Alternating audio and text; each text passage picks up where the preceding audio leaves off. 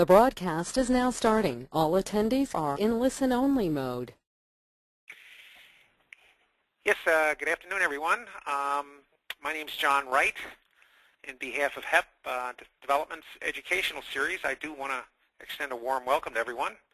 We have a nice crowd today, and looks like more folks are hopping in their seats every minute here. Just a little background and some administrative details. HEP's been serving nonprofits for over 15 years. We have about 7,000 plus clients, and most of you know us through matching gifts. We do quite a few other things: wealth identification, data cleansing, and but matching gifts is probably what we're most known for. There are a few administrative details I'd like to go over with you. We'll not be working you too hard, but you do have a few responsibilities. If you get knocked off on either the audio or screen portion, just call back in or click on the link that was sent to you via email. If you hear an echo, you may want to turn off the speakers on your PC and just dial us up by telephone. We will be recording the session today and have it up on our website at hepdata.com in the Learning Center. So it'll probably take us a day or two to get it up there, but in case you have an associate, you can certainly refer them to take a look at the webinar. You do have the ability to ask questions. You can send those to us electronically. And we will certainly answer those at the end of the presentation today. Just one other thing, in the Learning Center under webinars, we do have about 30 plus webinars that are all there for free, and for gift processors, they're for marketing and how to find employer information, and we'll cover some of those things today, but there's a lot of good ones there given by nonprofits as well as educational institutions, so I would strongly urge you to check those out if you're new or just getting started in matching gift area. It's a great training vehicle. We're quite privileged to have with us today two presenters from Marquette University. Amanda Coase is Director of Advancement Gift Services at Marquette, and Julie Nurse is the Assistant Advancement Director of Gift Services. They've had some very nice successes growing matching gifts, and so without further ado, I'm going to turn it over to Amanda. Amanda? Thank you, John. Hello, everyone, and thank you for joining us today. We're really excited to partner with HEP and talk to you a little bit about matching gifts. I'm Amanda Coase, and I'm here with Julie Nurse. And I just wanted to clarify that we're talking about corporate matching gifts. So we're not talking about challenge matches or individual matches. We're focusing specifically on corporate matching gifts. And these are 5 strategies that we've implemented here at Marquette University over the last 5 years. And they're relatively inexpensive and easy to implement, and we found them to be pretty effective in increasing our matching gift revenue. So before we get started, I'd like to give you a brief agenda. We'll start with an overview of Marquette University, and then talk a little bit more about university advancement, which is where Julie and I work. Then we'll get into some basics about matching gifts as well as some history. And this will probably be a review for many of you, but in case we have anyone new to fundraising or advancement, we wanted to make sure that we covered this important information. And then we'll talk a little about matching gifts specifically at Marquette and give you some statistics about our program.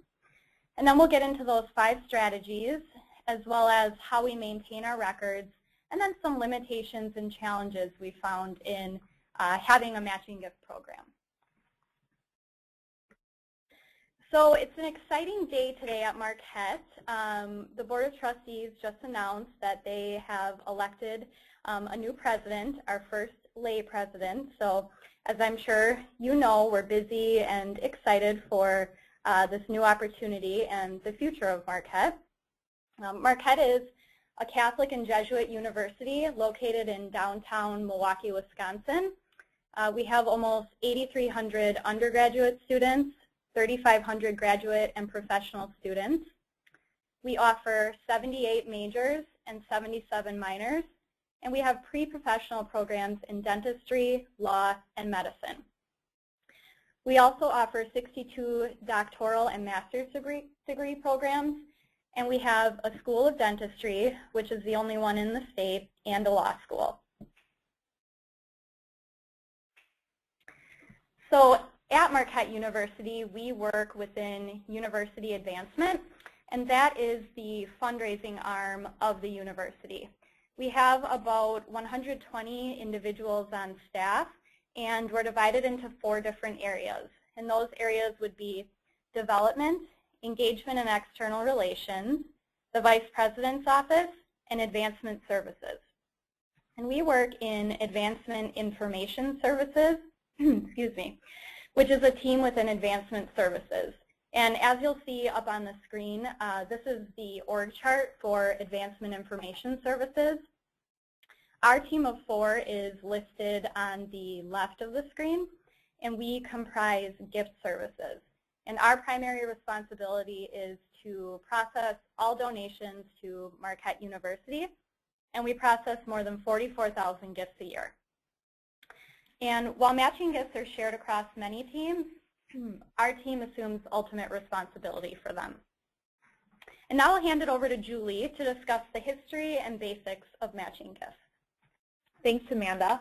Now, you've heard it before, and we're going to say it again. Matching gifts are a source of free money. In addition to the revenue, it also motivates our donors to take full advantage of maximizing their contributions. Technically speaking, matching gifts are a part of charitable giving programs set up by corporations in which the company matches donations made by their employees to eligible nonprofit organizations.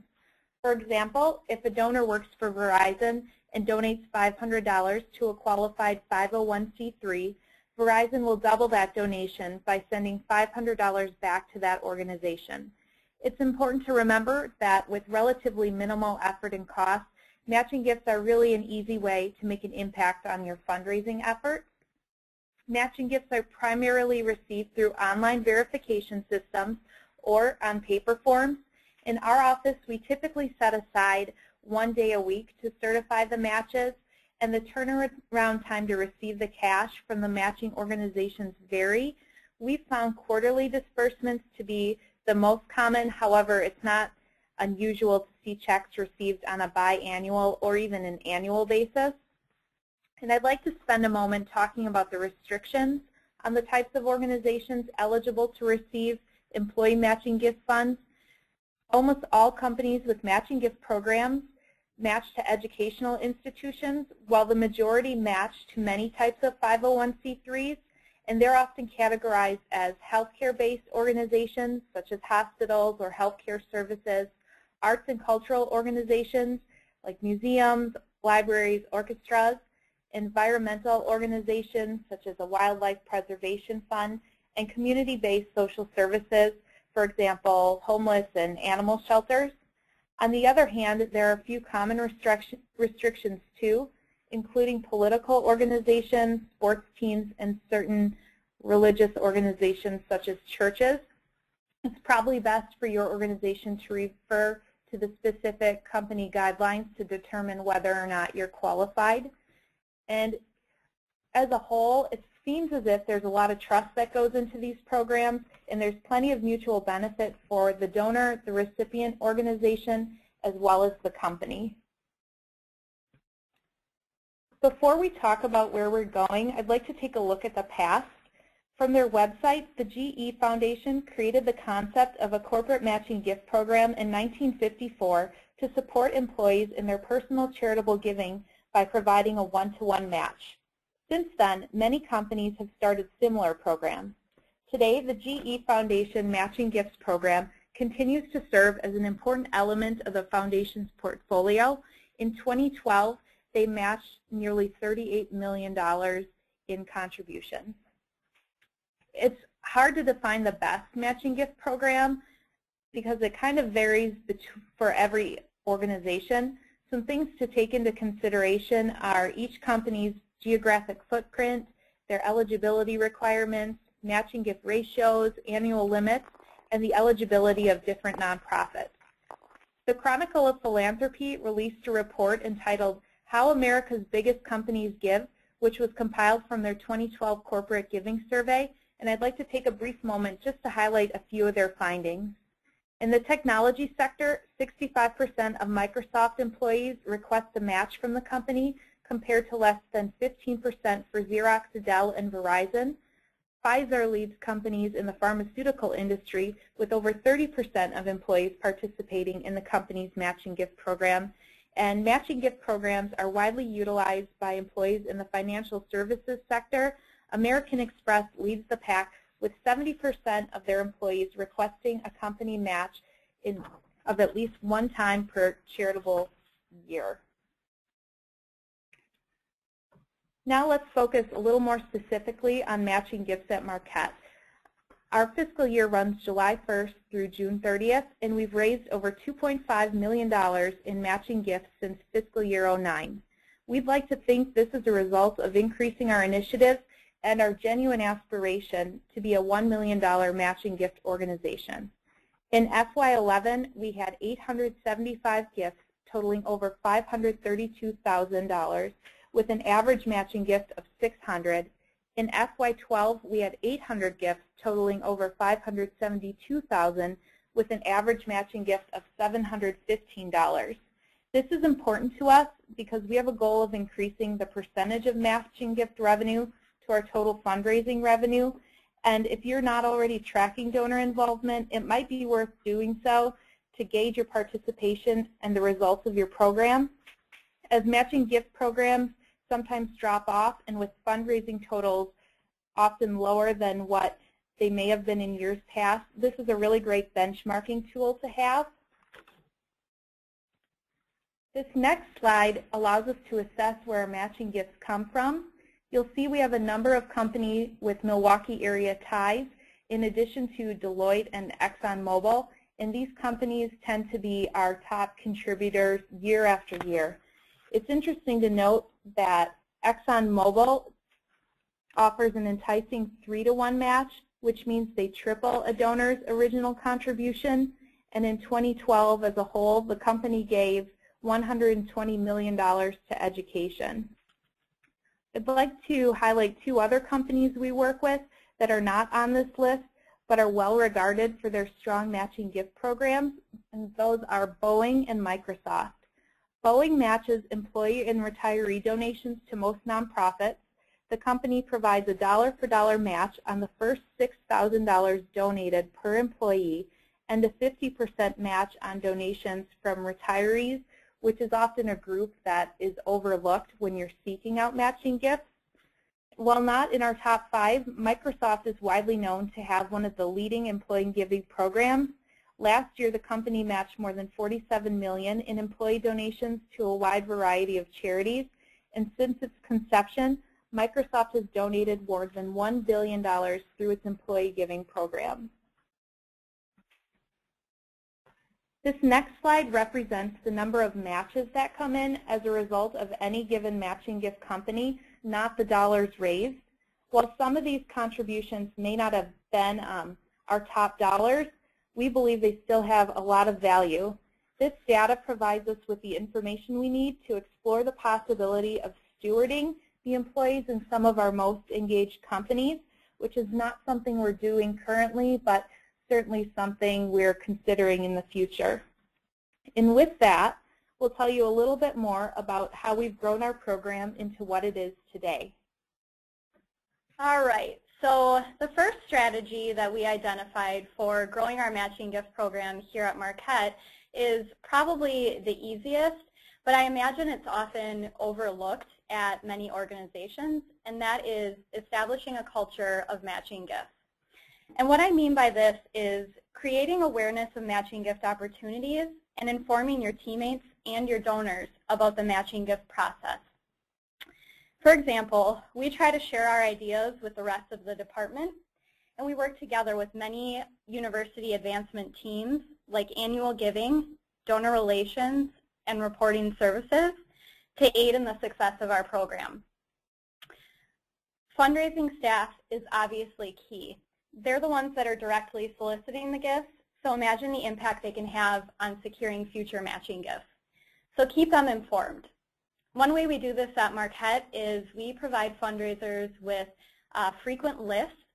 So we give them a list of managed prospects who work for companies that match gifts, as well as a list of managed prospects who've recently made gifts and work for companies that match gifts. We've also found it helpful to link matching gifts to individual solicitor credit, which gives fundraisers an increased incentive to pursue those matches. So while it's important to focus on your internal teammates, it's equally important to focus externally. And so we inform donors, especially of their match potential, and we'll talk more about this later. And it's important to make it easy for donors to obtain matching gift information, and this is where utilizing your online giving website is really important. And finally, establish an internal contact person. Here at Marquette, Julie serves as our matching gift contact.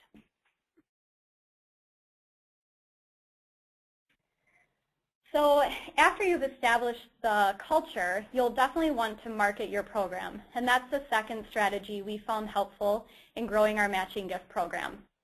There are many ways that you can do this, and here are a few that we've found helpful.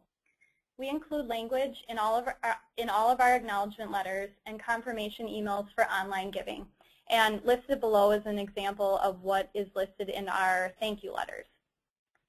We also create matching gift inserts to go with our solicitations, and then we put those in all of our pledge reminders. We make note of matching gifts on all of our direct mail pieces. And then finally, we include matching gift information on our online giving website. So here's an example of our matching gift buck slip. We actually really lucked out because we happen to have twins in our phone-a-thon department. So we utilized them to make this matching gift buck slip that says, when you give back to Marquette, you can double the impact. So it's a nice piece that we put into solicitations and pledge reminders. And then on the back of the buck slip, we offer donors 5 quick steps to find out if their employer matches gifts, and then if they do, how to request a match through their employer. So at the top of the slide is the information that we list on our giving website, and that is listed under a link called How to Give. And below that is an example of HEP's eMatch donor link, which we provide for donors on our website. So how it works is donors type in the name of their employer to find out whether it matches gifts.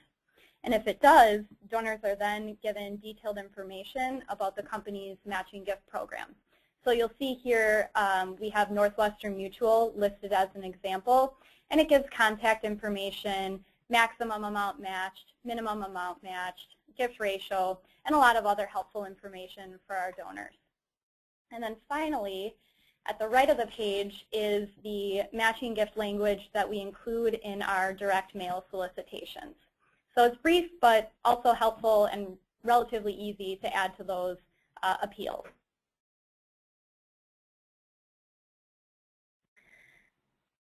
So 5 years ago, before we started any of these efforts, we still brought in over $300,000 a year in corporate matching gifts. And I think you'll find that in many cases, you'll still receive matching gifts as a result of donor efforts. But obviously, the best way to increase revenue is to ask for it. So our third strategy is to solicit matching gifts. And here at Marquette, we utilize our phone-a-thon callers. Our phone-a-thon callers are trained to identify when donors work for matching gift companies, and then they have a script to remind donors to request matching gifts. We also mail a quarterly letter to anyone and their spouses who have made a gift in the last quarter and may be eligible for a match from their employer. And we exclude anyone who's already requested a match because we track that information in our database, and we don't want to ask them to request a match that they already have. Next year, we're thinking about mailing a postcard instead of a letter, just to switch it up for our donors and make sure they're not receiving the same thing year after year.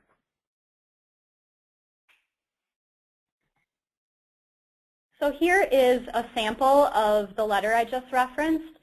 Basically, it thanks the donor for the recent gift to Marquette and lets them know that we believe their contribution may be eligible for their employer's matching gift program.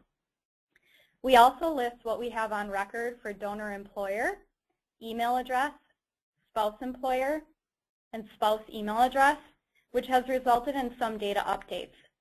These letters we found are relatively inexpensive to produce, and just a few matches or even one good match could pay for the cost to produce and mail the letters.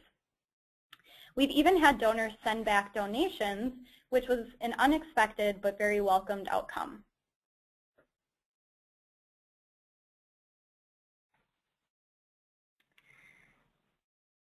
So now that you've done the work to market the program and solicit gifts, it's really important to provide great stewardship for your donors.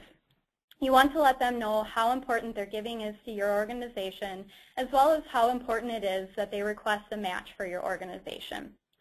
One way we do this at Marquette is through acknowledgments. So in addition to sending a thank you and tax receipt to the donor when they make their own gift, we also send them a thank you when their gift is matched by their employer. This doesn't include tax language, but it's just an extra thank you to the donor for taking the time to request the match.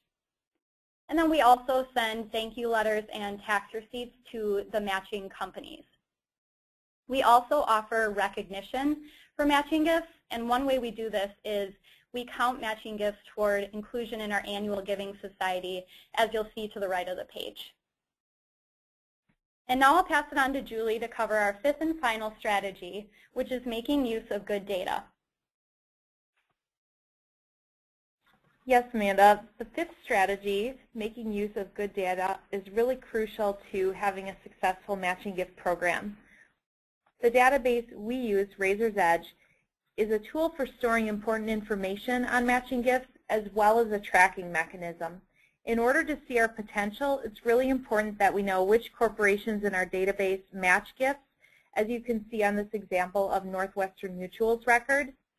Any company that matches gifts is denoted as a matching gift company in Razor's Edge, and this is also where we store information about the company's matching gift program, such as ratios, maximum, minimum, and any particular notes that are available on the company.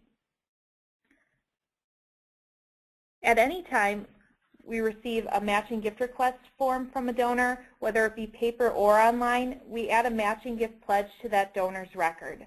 This way we know who hasn't requested a match and how much we can anticipate receiving. As Amanda showed you before, this is what we use to send out those letters, and this allows us to reach out to a targeted number of donors and ask that they go ahead and fill out a matching gift form if they haven't already done so. Next, we need good employment data.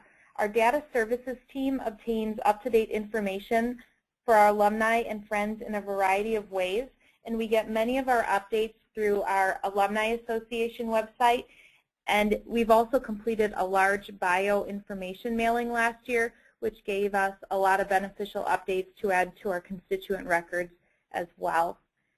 Finally, it's really important to share our data, and we send our fundraisers quarterly lists of their prospects who may be eligible for matching gifts, and we report out to the division on our matching gift metrics.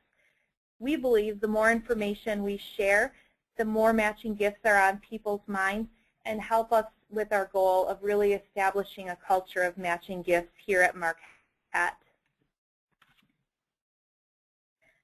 As you'll see on this slide, there are a number of different things going on throughout the course of the year. As I mentioned earlier, we verify pending match requests on a weekly basis and enter a new pledge for each request that's been completed.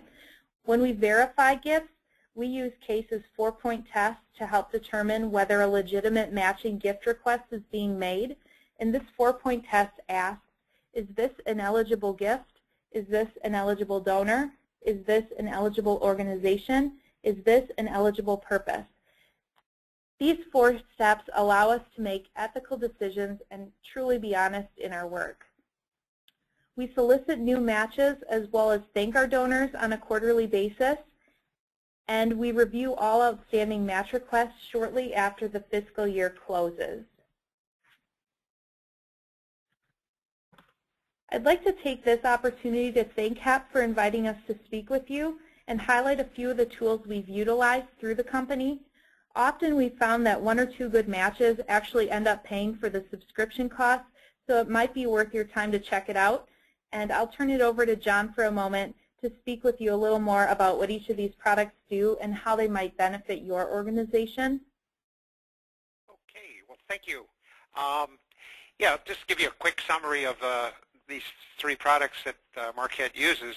eMatch Donor Link basically solves the problem of creating awareness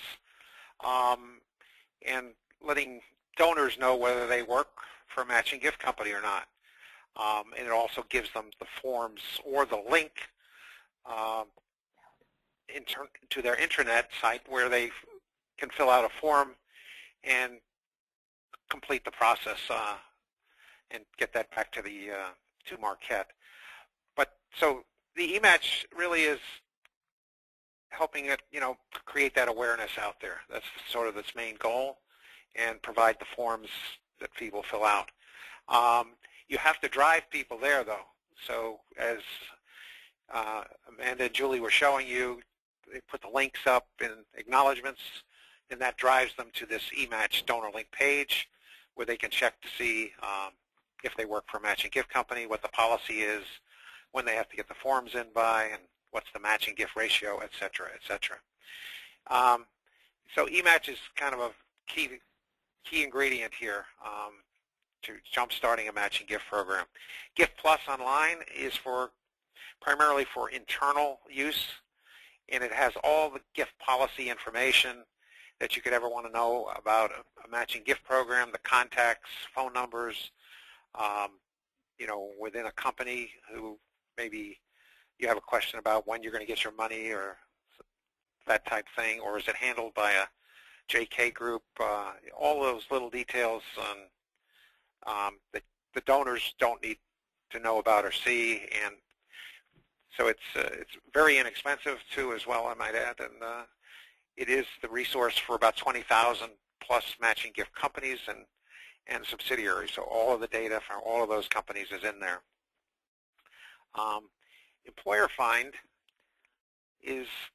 does what it says. Most nonprofits do not have good employer information on their donors, and it's kind of a key thing for matching gifts, obviously. So what happens basically with Employer Find, if you were to send us, let's say, 10,000 records from your donor file, we could find employer information on roughly 30 to 40% of those alums that you have out there. And it's an exact match, because what we're matching on in a lot of cases is a name, an address, an email address, which makes it an exact match. We may be also matching on major, year of graduation. So John Wright, got a BA in 1987, and from Hofstra University, and so it's a pretty exact match when we do the matching. The data we're getting the employment information from is a lot of federal databases, social networks, and we have a lot of biographical databases that actually go out and pull bios from websites that we use to provide back. So the advantage is, let's say out of the 10,000 we found 3,000 or 4,000 people. The national average is 1 out of 10 people work for a matching gift company. So how can you come up with a couple of hundred, 300 or 400 in that case, people who work for matching gift companies? Employer Find is a way to start to build a file of people who are matching gift eligible.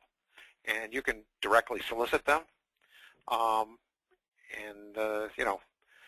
do the letters just like Julie and Amanda showed us here, and get them doubling their donations, and you can start increasing your free money that you can get from these corporations. So let's think of just eMatch making people aware, providing the forms, providing the details, and Gift Plus internal use, primarily for gift processing people. Employer Find for building, for doing data mining, for building your file of where these employers, who are the employers of your alums. And that information is used by lots of people. Think of internally. You have prospect researchers who need to know that. You have major gift officers need to know where these people work. You have career services people that need this information as well. So employer information is used by lots of folks out there, and it's quite a good thing to know for sure. So that wraps up the sort of the summary of the 3 products there, I think, Julie. Thank you. We just have a little bit more to go. Before we wrap things up, we'd like to talk a little bit about the limitations and challenges associated with matching gifts. I think a lot of you can identify. As we've talked about throughout this presentation, we've really got the ball rolling for matching gifts, but we want to make sure to continue that forward momentum. For the future, we've considered ideas such as working with some of our best companies to do company-specific match drives, among other initiatives. But overall, we're really pleased with our results. And as I mentioned, there are always a few hiccups along the way, and these are just some that we've experienced, and maybe you have too. It's really important to create an effective way to follow up with unfulfilled verifications and declined requests, because, for example, just the other week, Amanda was taking a look at some of our open requests and found one that was pending from 2012. As it turns out, she called the company and they had just forgotten to remit the contribution. So without making that call, we might not have come up with those funds. And it would be easy to send a letter to these companies, but so many of these companies are so large and administered by third parties. A phone call is really the best way to get in touch with someone and get an answer right away as well. And with those third-party administrators come a large number of online logins.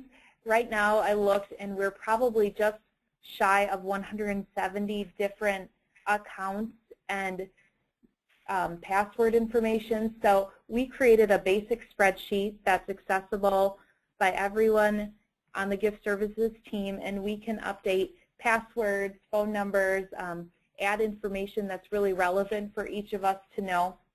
And again, we make it shared so everyone who needs this information is able to easily access it. I wish there was a better way of doing this, and maybe you know something that you're doing something that you could share with us, but as of right now, that's where it stands. It's also important to be aware of donor-advised funds and make sure you check up on them prior to verifying your match, as well as being honest in disclosing them. Usually if it's an online request, we'll give the company a call to let them know that the donor remitted their payment through a donor-advised fund. And if we have a paper form, we'll be sure to write that where it's loud and clear. And I'd say half of the matching gift companies accept this and the other half do not. So that might change the way your donor remits contributions if the match is important to them, but just something to be aware of as you go through this process. In most cases, individual donors may not receive quid pro quo as a result of a matching gift from their employer, something to be aware of.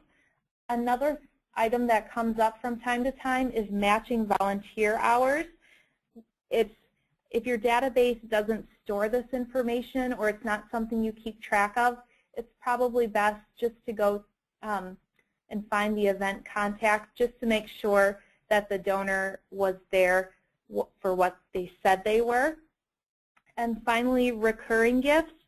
Similar to donor advised funds, we try to call the matching gift company ahead of time just to let them know that a gift was made in X installments for X amount of dollars, or on the paper form we write this information down just to be clear about what's going on and making sure that it complies with their program requirements. These examples really only scratch the surface of the limitations, so we've included a few resources for you that we've found helpful. It's really great to be able to connect with other colleagues and other industry leaders on the subject, and the listserv especially is really great if you have a question. The group is pretty responsive and able to give you a variety of examples in a timely fashion. So that wraps things up for us. We'd definitely like to take some time to answer a few questions, but if you have any follow-up questions or something you'd like to ask us specifically offline, please feel free to give us a call or send us an email. We'd be happy to talk to you. Well, Amanda and Julie, thank you very much for sharing today. I know everyone really appreciated it, and great job, great slides. Thank you so much. We do have some questions, though, for you. So let me get here to the top. First question is, where can we get a list of match gift companies who offer matching gifts? Well, maybe I'll handle that one. Sure. There's over 20,000 companies and subsidiaries that do have matching gift programs. We keep that data and database in our Gift Plus database, and also provide it, depending on the type of nonprofit you are, provide a subset of it to the eMatch donor link. So eMatch donor link will only display information if that company matches to your specific type of charity. So if it's a church, you know, Verizon might not match to churches as an example. That search would not come up with Verizon.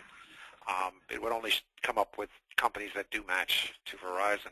But we can help you here at HEP to get you a list of 20,000, and there's probably 30 to 40 updates a day to the data. You know, the contact names, the payment dates, the forms, all those things change every day, and we add probably a new company per day as well. So it's constantly changing, but we can certainly help you with getting you access to the data.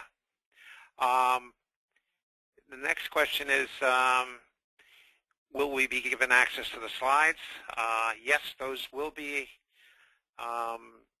put up on the HEP website under webinars, and give us a day or two and we'll put up a copy of the slides as well as the recording of the session, so you can listen to it again or pass it on to a colleague.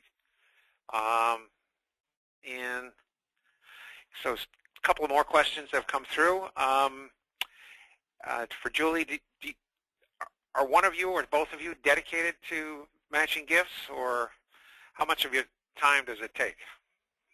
I serve as the primary contact, but Amanda helps me out during our busy times when we have an overflow of requests, which is usually at the end of the calendar year around the holidays.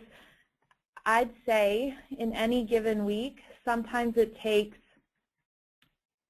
maybe 4 hours or so to get through all of the online and paper form requests, but I would go so far as to say that there's even more time dedicated to matching gifts throughout the week as we update our data, respond to donor inquiries, follow up on some of the matching gift requests that may be a little more complicated or require a little more attention. But as a whole, I'd say 4 hours on the forms alone is pretty pretty common. And so our team handles the mechanics of matching gifts, and obviously a lot of these efforts have originated from our area, but we are lucky that our annual giving team has been great about promoting matching gifts and really understanding their importance. And we've also worked with our corporate and foundation relations team as well as our reporting team to produce some reports and just some information that we can share across the division. Okay, great. If you do have any more questions, please send those in electronically, and we have some time here, so we'll try to get to them.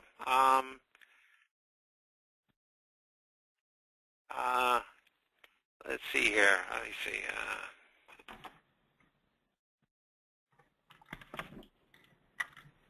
What are the best practices when communicating with a company that offer matching gifts and says that that you're ineligible when the organization believes they are eligible? Well, what we do is we usually track down the original contribution.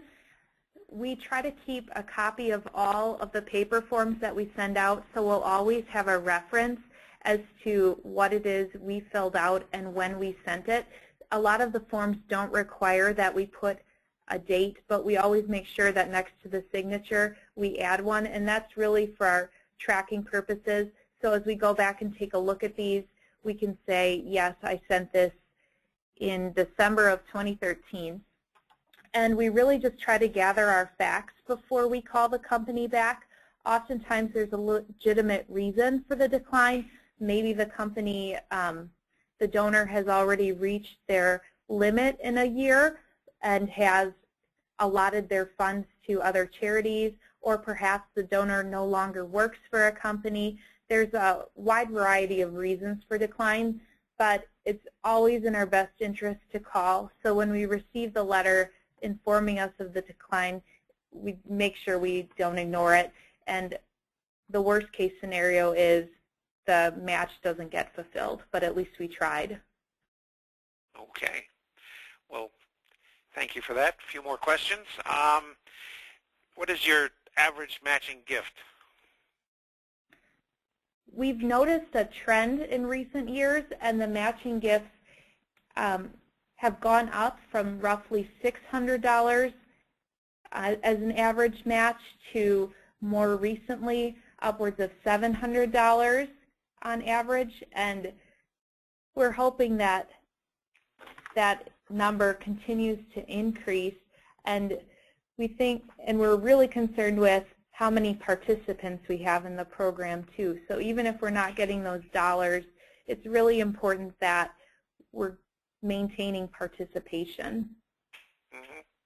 Good point. Have you matched major gifts? Could maybe give us an example or one or two. We've had some, I would say, and Julie, correct me if I'm wrong, but $10,000 is probably the largest that we've had. And that typically comes from somebody who serves as a board member with an organization. And so we have seen a handful of those, not too many, but obviously we love when those come in. And I think that's part of our point of providing our fundraisers with the information. So when they're working with some of these principal gift prospects, they're equipped with that information prior to any meeting or phone call they might have. It's just another way that if they're not looking in your database to find out if their prospect works for a matching gift company, our email with the spreadsheet might also be another way to really give them access to that information.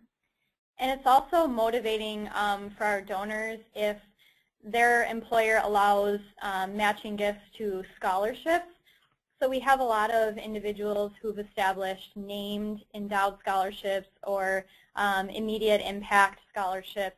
And, you know, it's kind of an extra incentive for them to request that match because that's just more money going into the named scholarship that means so much to them. Okay, great. A couple more questions here. Do you do any matching gift training internally of the Phonathon team or others? Yes. We mentioned earlier, but our Phonathon team is trained to identify when they're on the phone. They're able to identify when somebody works for an organization that matches gifts. And then once they've identified that, they're provided with a script to kind of direct the donor to requesting that match. So either through our website or through their HR office. We've also done a few presentations internally to our division, maybe once a year or so, just to really get everybody on the same page and unifying what it is we're doing and who the which teammates are involved in making what happen. And this generates ideas and, again, just keeps things fresh for everybody involved. Okay. Another question here is, what sort of reports do you provide and how frequently to the various schools, deans, et cetera? We haven't yet provided reports to the schools and the deans. It's more tracking within university advancement, but obviously we do total matching gifts, and those are actually incorporated into our goal setting.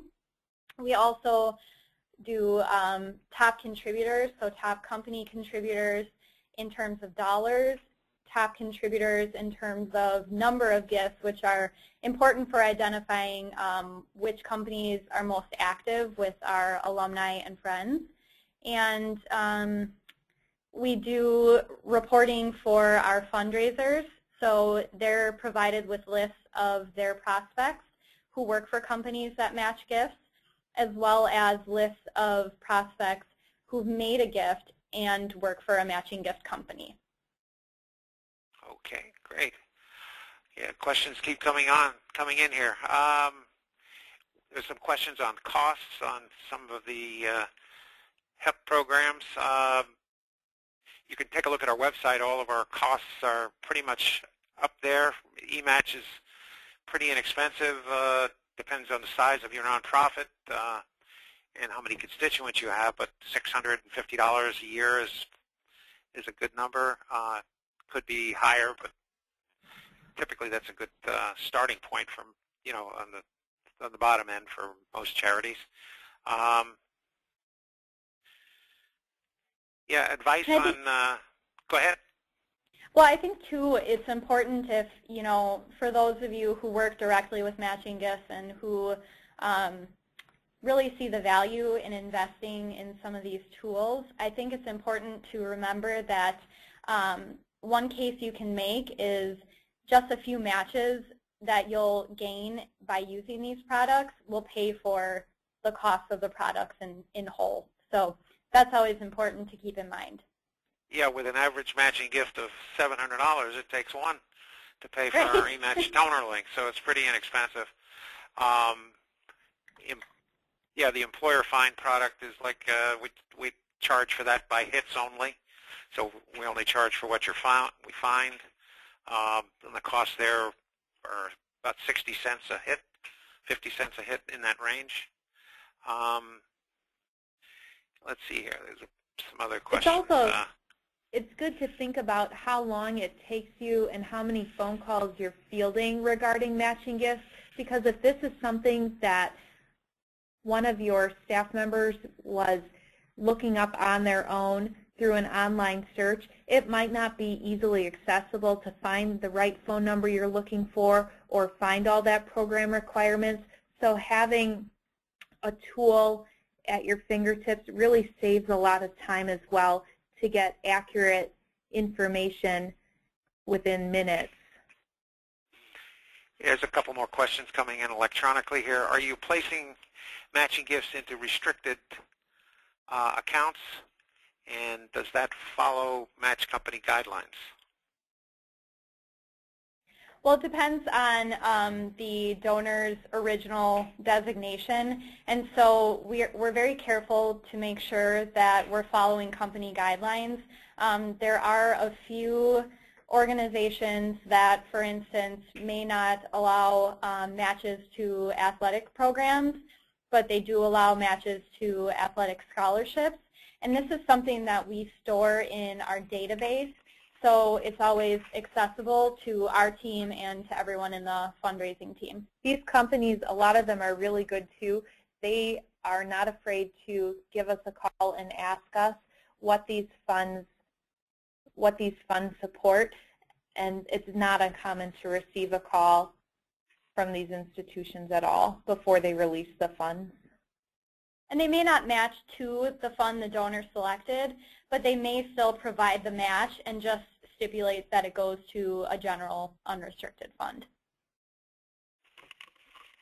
Okay, another question here. Any advice on communicating with companies that exclude contributions from your type of 501c3, example, religious group, fraternity, sorority, and being able to change that policy to start showing matching gifts? So we haven't had any experience in having to recruit matching gift organizations or persuade them and show them the mission of our organization, but I would just recommend getting your facts in line and equipping them with the knowledge of the good things that you do. It's really helpful to have 501c3 status, so to be able to prove that would be another suggestion. Okay. There's another question coming along. In employer find, do you find retirees, since a lot of the companies match retiree gifts? Very good point, Paula. I'd say about 10% of the companies will match retirees and spouses as well gifts. But employer find, it's not going to find retirees. It will find some, but you got the sources we're using. Basically, are the data we're looking for has to be relatively current within the last couple of years, or we wouldn't return it to the school or the nonprofit. It's sort of one of our criteria to make it so I don't think we would find a lot of retirees there. The other sources we're using, a lot of the social networks, probably not so many retirees using social networks percentage-wise, as opposed to, say, business school or engineering school grads in the last 10 years. The demographics, we wouldn't find as many retirees, I'd say, but it's a good idea to, we might find a recent one. My dad is way up there in age, is on Facebook, so I'm not sure he listed his employer there, though, of many years ago. But anyhow, next question, does the HEP product find board members who qualify for matches? Yes, I would say we would find board members because that's current information. And certainly board members in matching have you know, the wherewithal financially to give a nice gift to start with, and then getting it matched is nice. And sometimes they even have special provisions for board members who in matching. Maybe Amanda or Julie, you care to comment on board members at all and what you found? Sometimes members of our division who are engaged in major gifts and working with our trustees, they create manual projects that really focus in on some of these donors, and they really look specifically on where they're serving on boards, and they look specifically to find out if the companies that they're involved with match gifts. So this is an example of something that's manually looked at versus our tracking in the Razor's Edge. So it might be something worth your time doing as well. Yeah, I'll add one thing. The employer find would find, because one of the databases we use is the Corporate Insider database, so all the publicly held company board members are there. We would certainly find those as part of our deliverable in employer find. So, let's see. Have you had the opportunity yet to do anything for Matching Gift Month, February?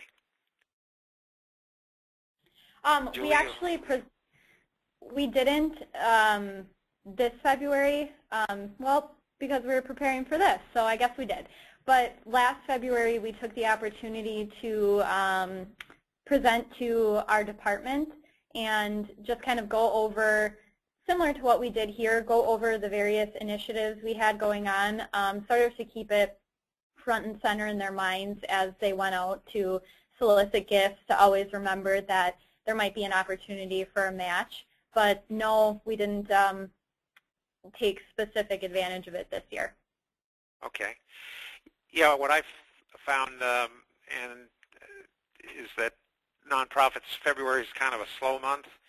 And many years ago, 4 or 5 years ago, there was a panel of sort of matching gift committee that we formed to figure out what month made the most sense for Matching Gift Month, and February was determined to be the month for Matching Gift Month. But what some schools and nonprofits do is they'll send out a special solicitation to just people who are matching gift eligible in Matching Gift Month. So it picture just a direct solicitation to is one of the things that you can do, and I'm sure there's a lot of other ones out there. Yes, and the person who suggested Matching Gift Month to me many years ago is actually one of the people on the webinar here today from Case Western Reserve, and my hats off to you, Paula, for suggesting that. Well, I think we're about ready to wrap up here. Thank you all for coming. It's been very good. Amanda, Julie, great job. Appreciate your sharing and all your work in preparing for this. And thank you all for coming. And if you have any questions, I know Amanda and Julie will be glad to help, and so will I. So let us hear from you if you have any questions we can help with, and we'll have the webinar up for and the PowerPoint up in a day or two on the website. So thanks all for coming, and we'll see you next time. Thank you.